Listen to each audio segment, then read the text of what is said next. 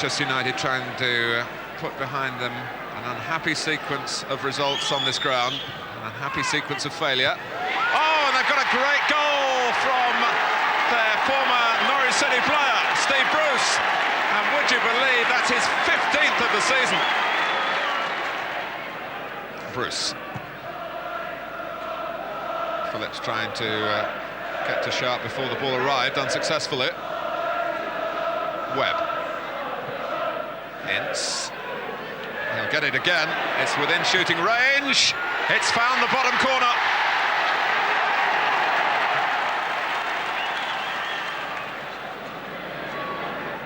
They've been in that position since 29 minutes into the first half, and we're now 29 minutes into the second half.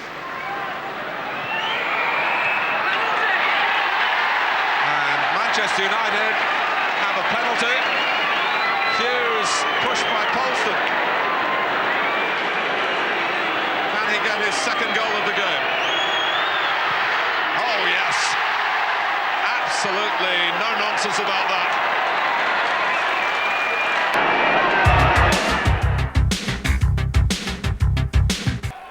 Last weekend's trouncing of Derby might have convinced some Liverpool fans that everything was going to turn out fine after all.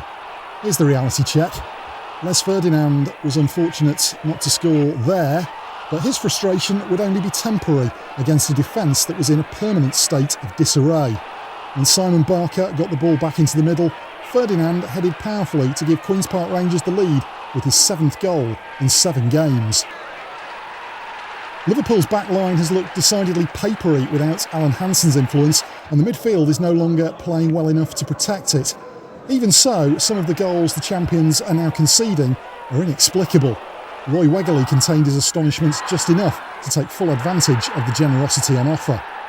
Plenty of questions about this goal. Why was Steve Staunton passing back from so far out? Did David Burrows get a call from Mike Hooper to leave it? Could any of the half-time discussion in the home dressing room have been repeated in front of the family? 2-0 down and bereft of confidence, Liverpool needed a miracle. They got one of sorts. It was certainly miraculous that they got a penalty for that. Deliberate handball by Rufus Brevitt in the eyes of referee Mike Reed. Jan Molby's penalty taking has been the only consistent aspect of Liverpool's recent performances, his 4th conversion in 4 games. The Rangers team, who lost 8 straight league matches in the late autumn, might have crumbled at this point, but they've been transformed over the past couple of months. Maybe that's down to the firm of sports psychologists they've brought in, or perhaps it's down to tactical improvements. Whatever the reasons, they look much more solid at the back and much more dangerous when attacking these days. Clive Wilson, just on as a substitute, pinched the 3rd goal under the noses of the Kop and extended QPR's unbeaten run to 8 games. By the end, the visiting fans were taunting Liverpool's support with chants of "Are you Derby in disguise?" Rangers will get a chance to compare and contrast when Arthur Cox's side visit Loftus Road on Monday. Liverpool will look to repair their title challenge at Southampton.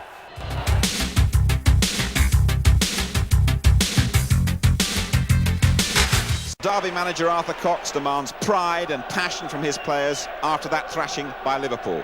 This time round, Arsenal are the visitors. Flick on from Bold, Alan Smith in there. 1-0, just 7 minutes gone. But Arsenal have to wait a long time for their second goal. Just 2 minutes to go now. Bold's flick once again, and Smith finishes it off once more. Number 19 of the season for him, his 4th against Derby this season.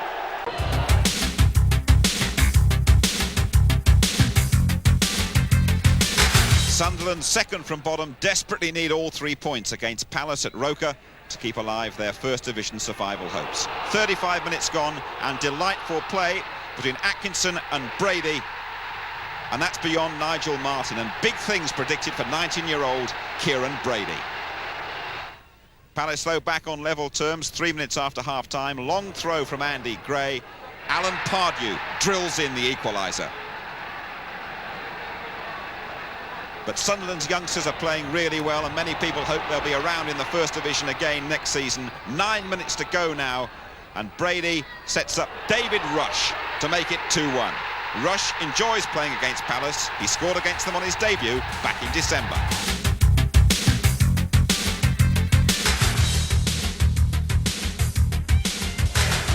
Chelsea hoping to improve on a record of just 1 win in 6 games, but they fall behind after just 10 minutes. Carl Schutt, the scorer for Leeds. 4 minutes before the break, Chelsea go further behind. Dorigo's beaten in the air. Chris Fairclough, unmarked, 2-0 Leeds. Some cheer for Chelsea with 3 minutes to go. Their outstanding player on the day is Graham Lasso, and he pulls back a late individual consolation goal.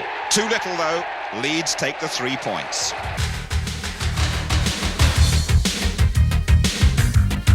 Topsy-turvy game at Main Road between City and Southampton. All 6 goals in the second half. Matthew Le Tissier puts the Saints in front. 47 minutes played.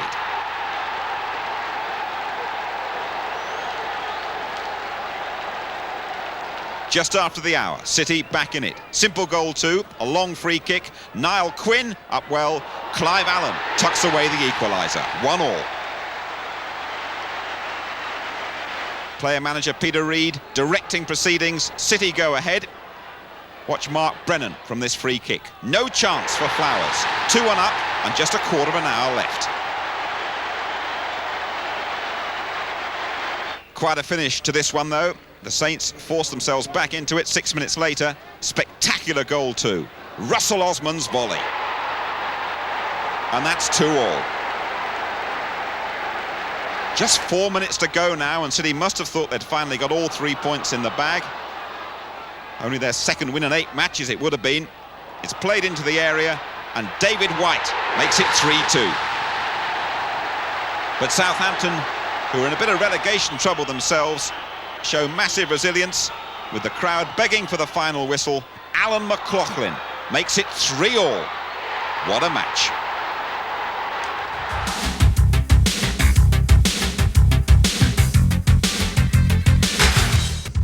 Forest are struggling with injuries at the moment. Nigel Clough plays a sweeper at Plough Lane, but they get a great start. Poor back pass from Sanchez, and that's Tony Loughlin, his debut.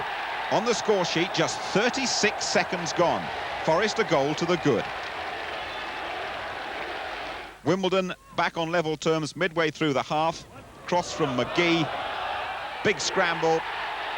Fashionu's 16th of the season.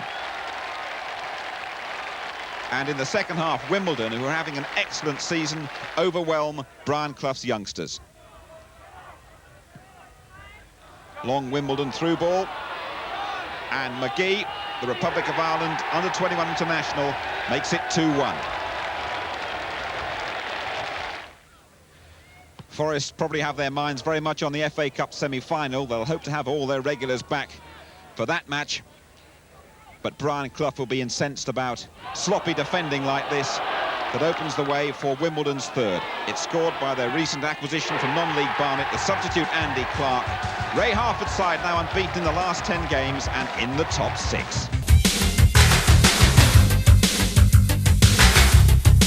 At Bramall Lane, Dave Bassett's United could make virtually certain of avoiding the drop with a win against Luton, and Luton themselves in deep trouble at the bottom.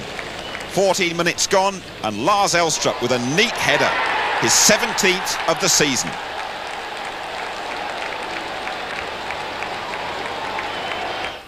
Ten minutes into the second half, United get their equaliser. A long ball played into the area, and the Luton keeper Alec Chamberlain won't be too happy with this particular punch. Ian Bryson gets his 4th in 5 games. Now, Glyn Hodges has become a huge favourite at Bramall Lane. He starts off the move that leads to United's winner. Hodges has come on loan from Palace. Brian Deane carries it on, and it's Hodges who gets in with a superb glancing header. He's due to complete a permanent move to United in the next fortnight.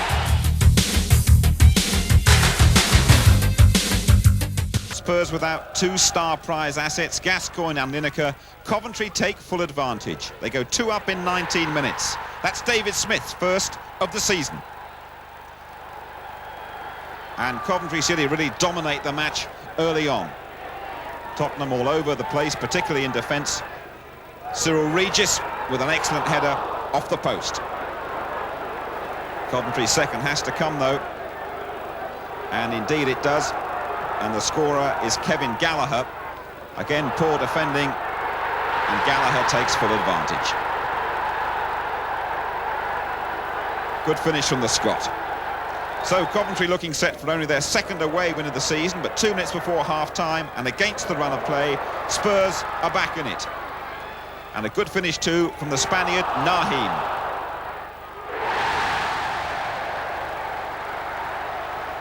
(2-1) at half-time. And the Spurs boss Terry Venables clearly has words with his side, and they raise the pace and quality of their game in the second half. Walsh doing exceptionally well here, and when he floats the ball in, Nahim is there for his second and the Spurs equaliser. At Villa Park, the visitors Everton squander a 2-goal lead and have to settle for a draw. That'll be very annoying for their Polish international, Robert Warcia. That's his firm header. Everton in front, just 2 minutes played. 11 minutes into the second half. You won't see many better individual goals than this one. Warcia, once again, all the way from the halfway line and past Nigel Spink. But now Everton relax and allow Villa back into it. David Platt's got plenty of goals since his comeback from injury, and he adds to his tally to make it 2-1. Platt arriving right on time as always. His 16th of the season.